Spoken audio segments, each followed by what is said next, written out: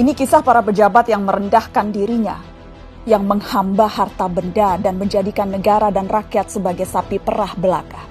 Saat kita semua menahan diri untuk melakukan ini dan itu, yalah beberapa politikus dan pejabat kita malah tetap bernafsu untuk nodong sana-sini, ngutil sana-sini.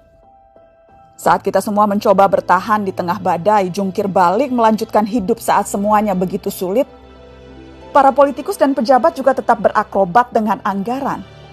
Entah berapa ratus ribu orang yang sudah di PHK, yang usahanya bangkrut, yang penghasilannya merosot. Tapi itu tak mengurangi nafsu para pejabat rakus yang tidak punya harga diri. Menteri Kelautan dan Perikanan bersama beberapa staf khusus dan pejabat kementerian meminta cashback dari setiap benih lobster yang diekspor. Mereka memakai uangnya untuk berbelanja barang-barang mewah persis ketika kebanyakan dari kita sedang mati-matian bertahan memenuhi kebutuhan-kebutuhan pokok. Saat banyak orang kelimpungan mencari ruangan perawatan karena kamar-kamar rumah sakit sudah sesak dengan pasien COVID, Wali Kota Cimahi malah memperjualbelikan izin pembangunan rumah sakit. Dan yang lebih gila lagi, para pejabat Kementerian Sosial berikut dengan menterinya sekaligus malah menodong para vendor dengan uang cashback. Mereka meminta Rp10.000 dari setiap paket bantuan sosial. Paket senilai Rp300.000 untuk meringankan beban hidup rakyat. Tega-teganya dipotong untuk dinikmati sendiri. Dan itu dilakukan oleh mereka yang disumpah untuk membantu rakyat bisa bernapas lebih mudah di tengah himpitan hidup. Inilah arti kebejatan yang sesungguhnya. Ampun ya Allah.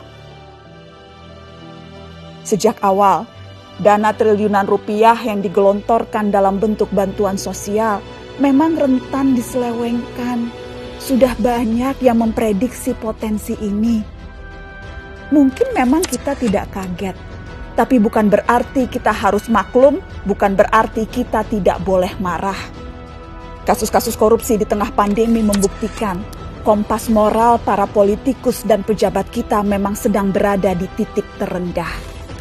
Bahkan pandemi yang membunuh banyak orang, menyengsarakan banyak orang, tak membuat para pelaku menahan diri dari hasrat memperkaya diri sendiri. Pandemi justru menjadi peluang untuk menggarong lebih banyak.